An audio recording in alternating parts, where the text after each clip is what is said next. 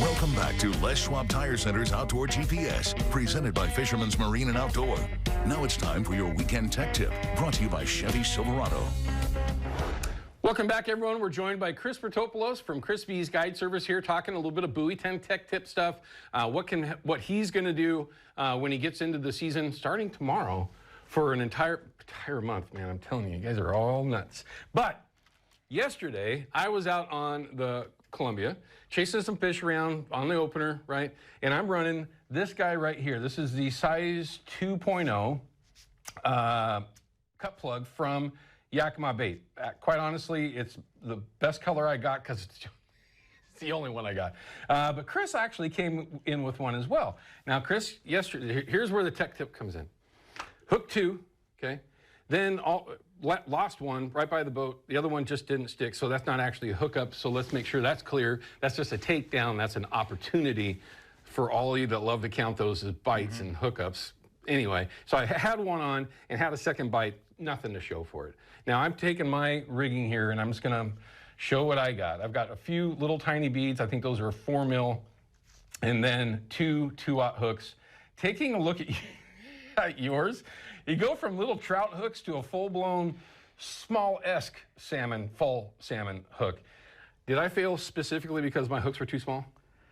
If you ask me, yes. Okay. It just took a lot of years, but I learned years ago that bigger hooks get more fish to the boat. With a smaller bait profile like that, it doesn't bug you at all that those hooks are so big behind it? It just doesn't. You know, you're going to try trial and error. You're going to try larger hooks, and you're going to try larger hooks even to a point where maybe they are too large. But I've come to a point where I'm going to use as big a hook as I can get away with without impeding the action. And I just feel better about it. And I guess I learned that steelhead fishing many years ago, that I stepped up in my size of hooks, and I just started getting more fish to the boat or to the bank. And I've taken that into salmon fishing with me too. And with a big hook, you get a big piece of jawbone. Right. Or a lot of flesh. With a little hook, you sometimes just get skin. Right. And skin tears. Yeah, and I think, well, obviously it didn't benefit me yesterday. These, for you, are 4-aughts? Those are 4-aughts, yeah. Okay. Those are the 4-aught Big River Gamakatsu hook, which I love. Yeah, I mean, fantastic hooks in a barbless fishery. That design has proven itself countless times. But let's take a look at something that you said that you're going to be using in the saltwater with these flies. You've got gaff hooks on here. Those are 6-aught. 4-aughts, and over here we got the 6-aughts, yeah. And actually I got 6-aughts on there too, it looks like, yeah. But on my larger profile lures, I often use 5-aught and 6-aught hooks, and have been using them for years, and I'm not going back. Okay. I'm not going to smaller hooks. No, and I think obviously someone that's catching hundreds and hundreds of fish a year, as opposed to dudes like us, myself, you know, when we're talking double digits, you know, if you have a good year, which it seems has been a long time ago, you might get 3, who knows? But you've got the experience. Bigger hooks is an advantage. All right, so I know what I'm going to be doing when I retie my rig. That rig, actually, we tied up here with Shane Magnuson a while back, and I'm at the very least going to go to 4-aughts, because both of the bites were just full-blown. And, you know, like I said, only one of them hung, but still shook it. And it's just one of those things, fishing's fishing, but it's sure frustrating. And then, of course, getting to watch them come up and eat. Yeah. I mean, geez, some of that technology is just nuts. Just people should remember that, you know, you have a big lure like this, a big profile, and the fish clamps down on it, and then it gets pulled through their mouth. And if their mouth is already open because there's a big lure, hard lure in there, and then you pull it through, you can pull those hooks through and maybe just get a little skin if you're lucky. Right. A bigger hook has a much better chance at getting a piece of that jawbone that you want to get. Okay, great tip. And then let's also talk about how you got yours rigged. A little piece of tubing here. I like it. Just looks good. That's that VIP micro tubing, which I bought a bunch of it, and it works good, looks good. It's rigid too. It's not soft, and it doesn't bend. So it'll help, I think, get a little more of a drill bit spin with these spinfish type lures and plug cut type lures. And only so that I know, have you tried them with the? Yes. You have? Yeah. Okay. On that skinny mini in particular, I've got a nice chunk of that. Okay. That tubing on there. Makes sense. VIP I think it's a tubing. It's a genius little way that you can get that gap there. I mean, the beads work in a bobber stop, but come on now. If you can get away with not having to deal with that, yeah, by a little far less work too. Yeah, less work, easier to set up, and if you're on the fly, you can tie them up while you're on the water. All right, so next question. When we're talking about tech tip stuff, right? Let's take a look at what he's got here for your flashers. Okay, ProTroll. I mean, they're not a sponsor of my show. I don't care, because ProTroll literally changed how we all fish for salmon 15 years ago, east side of Washington, and now probably forever. So I will absolutely say their name without too much concern. Well, maybe a little bit. Now that I think about it. Do you have preferences in the types of 360s that you're using, meaning color? Chrome, white, red. I mean, there's a number of different versions that are out there. Lighted, non-lighted. What's your thought on the 360 itself? Well, we've all, if you've been doing some salmon fishing here the last few years, you've all heard the term, any color works as long as it's chrome. Okay. And there's a lot of truth to that. You want some chrome, because like we talked about earlier, these are supposed to represent a salmon. So you don't want a green frog-colored with black spots thing on there. Not to say it won't work, because what these things do is they impart action on your lure. But they also represent a salmon to a real salmon.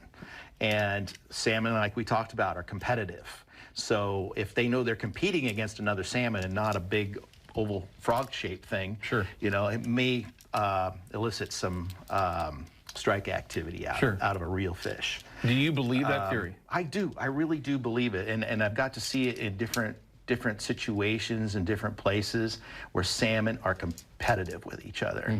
And if they know they have a quick opportunity to get something before their cousin does, they're going to go after it. Right. I think you're 100% right with the old adage that Buzz Ramsey coined.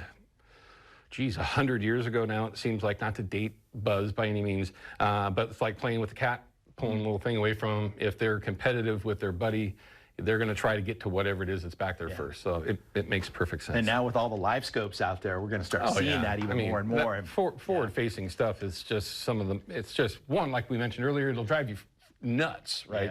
But it is a way that you can learn about what's going on. It's very educational and frustrating all at the same time. Okay, if I don't ask this question, we've been talking about different baits behind these 360s. Your theory on leader lengths, no matter what the bait is, if it's a spinning fish or a cut plug, do you like a longer leader back there or a shorter leader with a stuffer bait? Not a spinner, completely different concept here, but with a stuffer bait behind it, what do you like behind there? With the stuffer baits, I tend to go a little bit longer, and I'm using usually 30 to 34 inch leaders behind a stuffer bait. And that's true with a real bait too. I go a little bit longer also, with 30 to 34 or 36 inches. With the spinners, I tend to get a little closer to the flasher, and I like 26 to 28 inches. So a little bit more action that it's imparting on it. Okay, makes sense. So pay attention. Leader length is extremely important. Now, we also got to talk about one of my favorite pieces of the puzzle, because I'm a huge fan of these. Well, one, Dave's been a sponsor for 15 years, but the titanium bumpers. There's different lengths, 24 to 12, up to 36 if you ask for something custom. But what do you like in front of your 360s? Do you like a longer or shorter bumper? Done a lot of experimenting over the years with bumper length. And, you know, if you're in the 18 to 30 inch zone, you're in the zone. I have gotten to the point where I'm just cutting it a little, I'm compromising, let's put it that way. And I'm using a lot of 24-inch bumpers now. Okay. And whether it be the titanium or whether it be some 60-pound mono, 24 inches tends to work all the time. Not to say 18 inches doesn't work, not to say 30 doesn't work, or longer for that matter. But I am putting less emphasis on the bumper length as long as it's in that zone. Gotcha. You know, in that 18 to 30 inch zone. And I think it's a little more important is talking about your leader length behind the flasher. So a little bit longer for stuffer baits, shorter for spinners. That's pretty standard for me, yeah. Okay, gotcha. Just, you know, and we're only talking about 6 inches, you know. True, but you know better than anybody. I mean, 6 inches can be the difference between filling your boat with clients or getting, 3 or 4 fish. I mean, so there can be some certain differences. And the nice thing about being able to fish 4, 5, 6 rods is you get to see those patterns. True. And day in and day out, those patterns that you're watching and observing add up. And so they start collecting in here. Sure. And Starting tomorrow for Starting you. tomorrow, yeah. Well, actually started 30 years ago. Well, correct, right, exactly. 30 years. I mean, he's been down there for a minute, had a chance to figure some things out here and there. Ryan, keep me on time because I still have more questions for Chris. Okay, so we understand the leader that you like back there. We understand the bumper theory that you have there. You're going to fish the salt water tomorrow. I know that you've already looked at the tides, what that's going to be like going forward. Have you made a decision when you might just be done with the salt water and move to the river itself? No, I haven't made a decision yet because every year that can play out a little bit different. Some years the fish are slower to come in because there's a lot of feed out there. Some years they're quicker to come in, maybe because there's less feed or the water temperatures is up a degree or two. There's so many environmental factors that affect what these fish do on a daily, if not weekly, if not monthly basis. Sure. So being flexible and being able to adapt with whatever's going on day in and day out, that's important to me, and not getting stuck in a pattern that I set 30 years ago. And that's why I asked the question, because I know that a couple of my buddies included, and I was like, dude, you can't think that way. You got to. Every day is going to be different. You don't know exactly what's going on. And they're playing. Okay, on the 3rd we're going to be in the river by the bridge, and then on the 4th we're going to go back out. I mean, you just can't do that in that fishery, because it's a very different fishery. First things first, man. Good luck in your Buoy 10 fishery. Stay safe. Keep your head on a swivel. Nobody knows us better than you. You've seen some really stupid stuff down there. But thanks for coming in on a Saturday and sharing some of your insight. We appreciate it. Thanks for having me. Dude, Thanks. Every time. I know that it helped me, and I know that it helped you. All right, we're going to cut to a quick break. We're going to wrap things up. We've got the deal of the week from Fisherman's Marine, and I'll line you up on what we got going on for tomorrow. It'll be another very busy show. We'll be right back.